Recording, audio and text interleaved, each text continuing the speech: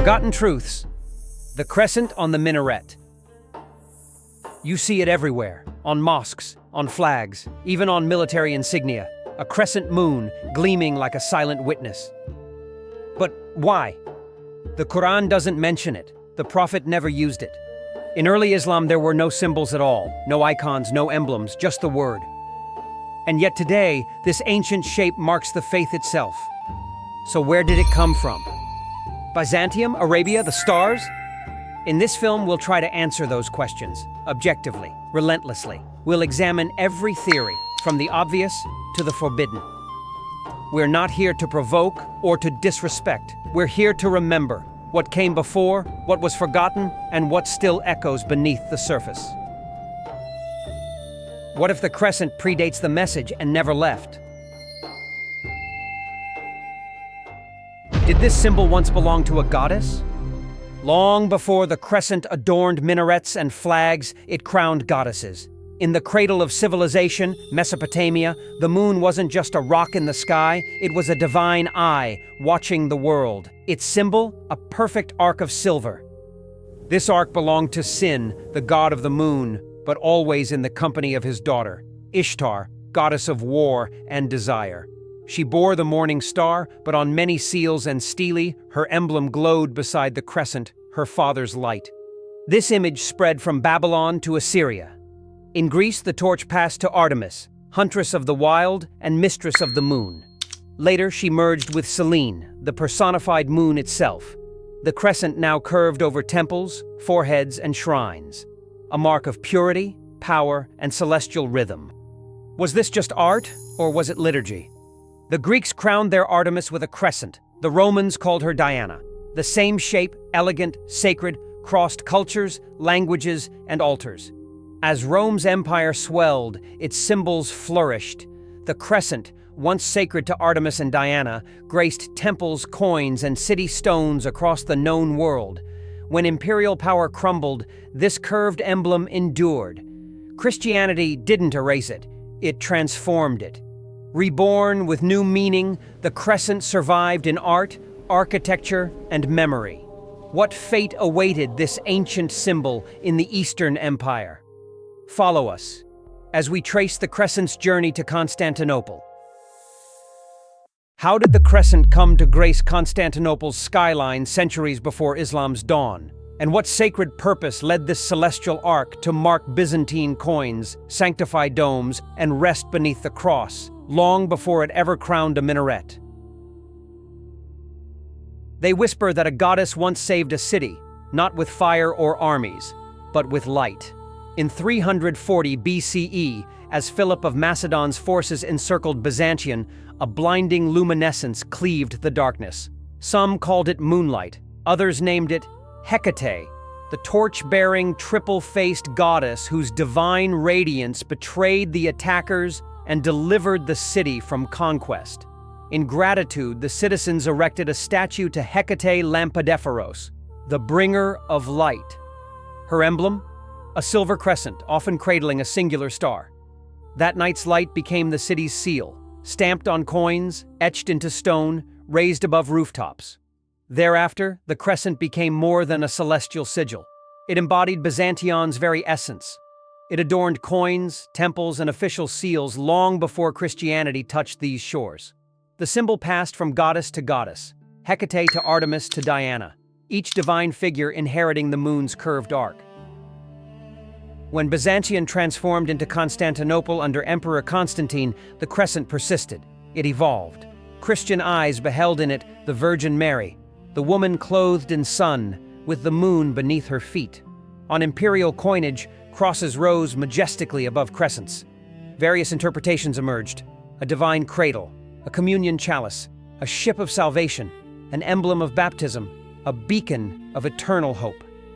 Before the double-headed eagle, before the Orthodox cross, it was the crescent that crowned the Queen of Cities. The crescent supporting the cross appeared on church domes throughout the Byzantine capital, a celestial marriage of symbols. In the Eastern Orthodox tradition, these crescent-adorned crosses represented the anchor of salvation, or the cradle of Christ.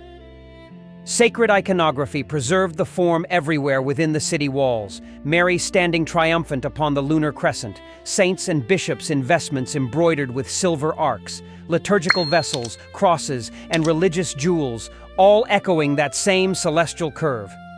This was not rebellion, but memory repurposed. For 1,000 years, the crescent endured as Constantinople's emblem, not through conquest, but through metamorphosis. Faiths transformed. Emperors came and went. Yet the symbol persisted, absorbing fresh meanings, refracting new truths, transcending mere belief to become something far more profound. The very identity of a city that called itself the Second Rome. But what happens when a city's symbol outlives the civilization that cherished it? Can a crescent that once saved Constantinople continue its journey beyond the fall of Byzantine walls? What if a single vision in blood changed the course of history? How did an ancient Byzantine symbol become the enduring emblem of an Islamic empire?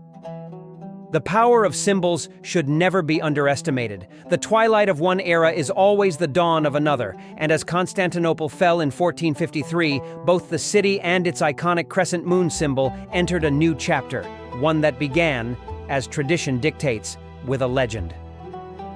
After the brutal conquest of Constantinople, Sultan Mehmed II allegedly wandered the blood-soaked streets.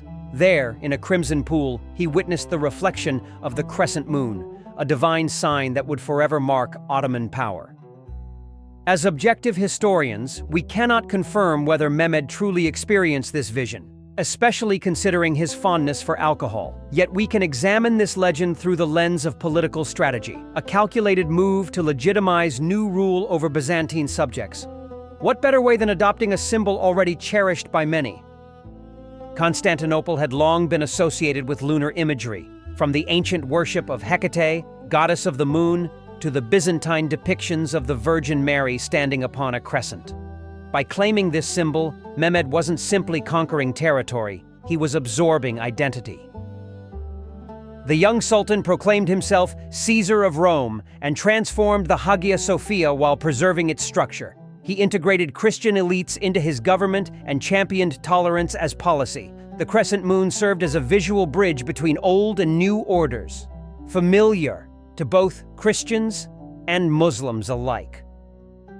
Through this bloody moon vision, Mehmed crafted a narrative of divine sanction for his victory. The transformation of the crescent from Byzantine to Ottoman wasn't destruction, but absorption, a message to conquered peoples. We haven't destroyed your identity, we've embraced it. This brilliant act of symbolic syncretism helped establish the Ottoman Empire as the Third Rome, with the crescent moon flying above Istanbul until today, an echo of this centuries-old interplay between Byzantium, Islam, and imperial ambition. But this was only the beginning of the crescent's journey. As centuries passed, what began as Mehmed's vision would evolve into something far more deliberate under another ruler's careful hand. One blood-soaked vision became an eternal symbol of power. But when did the crescent truly become imperial? For that, we must turn to Selim III and the politicization of the symbol in the 19th century. The graceful crescent atop the minaret, a seemingly timeless emblem of Islam, but a prominent theory points to a more deliberate, even political origin for its widespread adoption on these sacred structures. This perspective highlights the reign of Sultan Selim III in the late 18th and early 19th centuries as a critical moment in this process. Through his Nizami-Chedid reforms, he became the key figure who formalized and expanded what his predecessors had begun, transforming the crescent into an official imperial symbol. According to this view, Selim III actively promoted the crescent as a central emblem of the Ottoman Empire. This wasn't necessarily a sudden religious mandate, but a calculated move to solidify imperial presence. It suggested that through official decrees and the visual language of the state, the crescent began to appear more consistently on important structures, including the minarets that defined the cityscape. The placement of the crescent on these religious landmarks, according to this theory, was a powerful way to subtly extend imperial influence, utilizing a symbol already imbued with historical and perhaps even spiritual resonance, even if its primary origins weren't Islamic. Thus, the minaret, topped with the crescent, became a potent symbol of both faith and Ottoman authority, a visual representation of the empire's reach and its chosen identity under Selim III's directives. However, it's vital to remember that this is a leading interpretation, not the only one. Other compelling theories exist regarding the crescent's ascent to the minaret, stories we'll delve into in the following part. But to understand why the crescent became Islam's symbol, we must look deeper, beyond religion, into the realm of ancient astronomy and practical desert wisdom. Arab astronomers discovered something remarkable. The young crescent moon often appeared alongside Venus, the brightest star in the sky. This celestial pair became a reliable compass for desert travelers. The crescent didn't just mark direction, it marked time itself, and for the nomadic Arabs, timing was everything.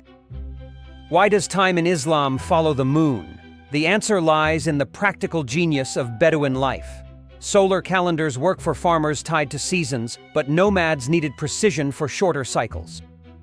A lunar month lasts exactly 29 or 30 days, from new moon to new moon.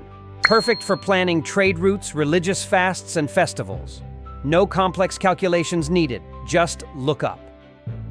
Muslim astronomers perfected these lunar calculations, creating the most accurate calendars of their time. Their precision still determines Ramadan and Hajj dates today. As Islam spread beyond Arabia, so did the crescent. But it wasn't imposed from above. It grew organically from below, carried by astronomers, merchants, and travelers who understood its practical power. The crescent on the minaret became more than decoration. It was a statement. Here, time is sacred. Here, heaven and earth are connected. So, when we see that crescent atop a minaret, we're witnessing layers of history, ancient astronomy, desert navigation, and divine inspiration, all crystallized into one enduring symbol. But there's another layer to this story, one that takes us back even further, to the time before Islam, when Arabia was home to many gods. Did Arabs worship the moon before Allah? Some say the crescent's journey to the minaret began long before Muhammad's revelations, in the temples of Al-Ilah, Hubal, and other forgotten moon deities of ancient Arabia. Did the crescent unite sky gods before it united believers? Long before Islam rose from the desert sands, Arabia pulsed with ancient gods, and many of them looked up at the same moon. In the sacred Kaaba itself stood Hubal, a god with a golden hand, consulted through divination arrows. Ancient sources describe him as a lunar deity, his crescent gleaming in the desert night. Al-Lat, Al-Uzza, Manat, the powerful feminine trinity. Their stone statues crowned with crescents. Their names whispered to the stars. Pre-Islamic poetry called them daughters of the moon. And Al-Ilah, the god, invoked in ancient inscriptions, Kaisha dedicates this to Al-Ilah, Lord of Heaven. The root of this name survives in Allah. But was it once just one name among many? Himyarite coins from the 4th to 6th centuries show paired crescents and suns, divine emblems of a world where moon gods ruled the night sky. But Arabia wasn't alone in its celestial worship. Across the Silk Roads, another civilization gazed at the same moon with equal reverence. In the endless steppes of Central Asia, Turkic and Mongolic peoples worshipped Tengri, the eternal blue sky. Their sacred tamgas, carved in stone a millennium ago, show the same crescent arc. Karachanid coins from the 10th century display crescents alongside Turkic emblems. In the epic Oguz Nama, Tengri appears as an invisible, all-powerful force ruling the heavens.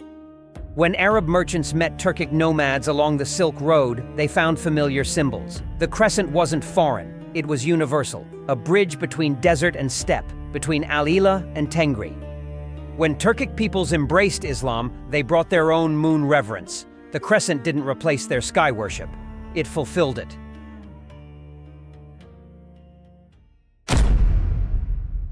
Here lies the forbidden question that scholars whisper. Was Allah once just one among many? The name Allah derives from Al-Ilah, literally the God. But in pre-Islamic inscriptions, Al-Ilah appears alongside other deities, not as the only God, but as the supreme God. Recent excavations in Mecca reveal pre-Islamic altars and foundations beneath the sacred mosque. Islamic tradition denies direct continuity, but the stones tell their own story. What if the transformation wasn't replacement, but elevation? What if Muhammad didn't introduce a new god, but proclaimed the supremacy of one already known? This isn't about undermining faith. It's about understanding how divine revelation works through human culture, how the sacred transcends, yet builds upon what came before. From Arabian Al-Ilah to Turkic Tengri, from Mesopotamian Sin to Byzantine Hecate, the crescent carried meanings across cultures, faiths, and centuries. When Islam emerged, it didn't erase these traditions. It absorbed them, transformed them, unified them under one transcendent truth. The crescent on the first minarets wasn't borrowed from enemies. It was inherited from ancestors, Arab moon worshippers, Turkic sky gazers, all who had looked up at the same celestial arc. So when we see that crescent today, we witness not just Islamic faith, but the memory of humanity's oldest spiritual impulse, the wonder at the night sky. Did the crescent unite sky gods before it united believers? Perhaps that's the wrong question. Perhaps the real question is, how does the sacred work through history? How do symbols carry the prayers of the past into the faith of the future? The moon still rises, the crescent still gleams, and somewhere in its silver arc, the voices of Al-Ilah, Tengri, and Allah echo as one.